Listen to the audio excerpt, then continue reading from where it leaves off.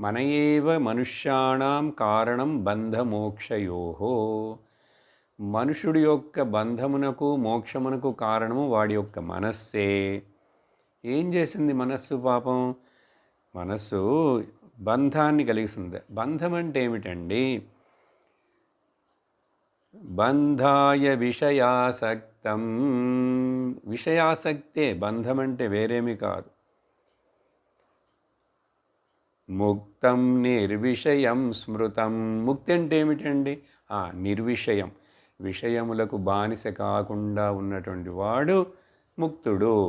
విషయములకు బద్ధుడైపోయినవాడు బద్ధుడు. ఎందుకు ఈ శ్లోకాన్ని జ్ఞాపకం చేస్తున్నాను ఇక్కడ? విషయము అనేటువంటి వార్త కదా మనకు ముఖ్యం ఇక్కడ ఈ శ్లోకాల్లో, అందుకని అది చెప్పారు.